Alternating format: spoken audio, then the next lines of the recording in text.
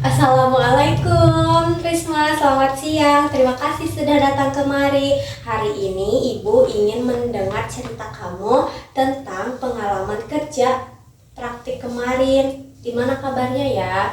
Waalaikumsalam Bu, iya saya sehat tapi bingung aja sekarang. Lo bingung kenapa?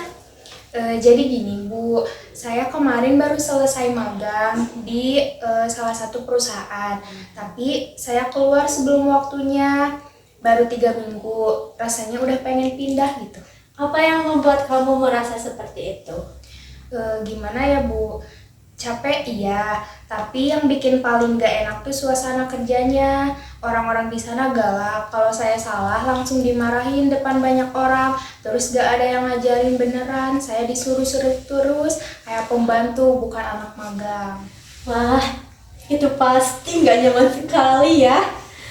Saya paham, itu pengalaman yang sangat berat dan wajar kalau kamu merasa kecewa. Tapi kamu tahu gak, pengalaman kamu ini ternyata sangat umum terjadi, apalagi di usia kamu sekarang.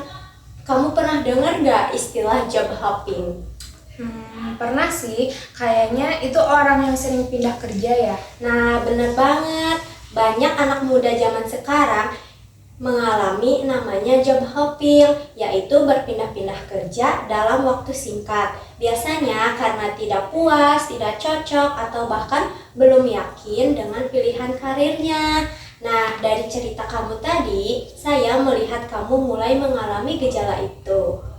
Iya juga sih Bu, saya tuh jadi mikir, apa saya salah jurusan, apa saya cocoknya bukan di perusahaan, tapi kalau pindah nanti gimana? Kita bahas bareng-bareng ya. Kadang rasa ingin pindah itu bukan karena kamu salah jurusan atau salah perusahaan, tapi karena ada kebutuhan dari diri kamu yang belum terpenuhi di lingkungan kerja. Nah, saya memiliki piramida dari Abraham Maslow. Kamu tahu gak teori ini? Oh iya Bu, saya pernah dengar waktu pelajaran psikologi yang ada tingkat-tingkatnya itu ya Bu. Iya, betul sekali. Nah, di sini ada 5 piramida. Yang pertama, yang paling bawah yaitu kebutuhan fisiologis. Kebutuhan dasar seperti makan, minum, tempat tinggal, dan gaji. Yang kedua yaitu keamanan, merasa aman secara fisik dan psikologis, serta status pekerjaan yang jelas. Yang ketiga yaitu sosial. Nah, sosial itu butuh diterima dan punya relasi yang baik. Lalu ada penghargaan, ingin diakui, dihargai, dan dipuji oleh sesama anak kantor misalnya. Lalu ada aktualisasi diri, ingin berkembang jadi versi terbaik dari diri sendiri. Nah, kita bisa lihat, misalnya kamu bilang gajinya kecil, itu soal kebutuhan fisiologis. Kalau kamu bilang lingkungan kerjanya gak nyaman, gak ramah, terus suka dimarahin, nah ini menyentuh kebutuhan sosial dan penghargaan kamu. Sekarang saya mau tanya, dari 5 kebutuhan tadi, mana menurut kamu paling belum terpenuhi selama kamu bekerja? Yang paling terasa sih penghargaan ya Bu. Saya kayak gak dianggap. Terus yang kedua mungkin keamanan juga. Soalnya atasan saya sering ngomong, kalau gak bisa pulang aja gitu. Wah, sangat-sangat menyentuh hati sekali ya. Itu pasti sangat sakit sekali, bikin kamu cemas dan merasa nggak punya tempat ya. Iya Di Bu, perusahaan. rasanya kayak kerja keras tapi gak dilihat gitu. Nah, inilah kenapa penting dikenal kebutuhan diri. Karena kalau kebutuhan kita terus nggak terpenuhi, kita bisa jadi mudah pindah-pindah bekerja. Tapi kalau tahu apa yang sebenarnya kita butuhkan, kita bisa cari lingkungan kerja yang lebih sesuai, tidak terburu-buru keluar, tapi lebih bijak dalam memilih.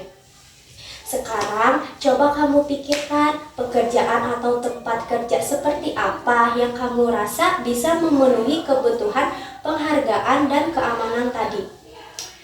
Saya pikir mungkin tempat yang lebih terstruktur ya Bu, kayak perusahaan yang punya SOP jelas, ada pembimbing magangnya, terus ada komunikasi yang baik juga.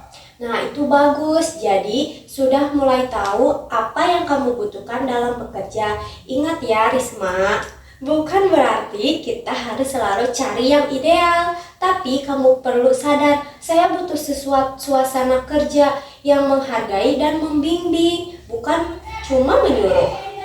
Iya Bu, saya ngerti ternyata alasan saya pengen pindah tuh ada kaitannya sama kebutuhan dalam diri saya sendiri, bukan cuma karena salah jurusan. Tepat sekali, exactly. Dan kalau kamu merasa ragu lagi atau ingin eksplorasi karir yang sesuai minat dan kebutuhan kamu, saya selalu siap di sini. Kita bisa bantu kamu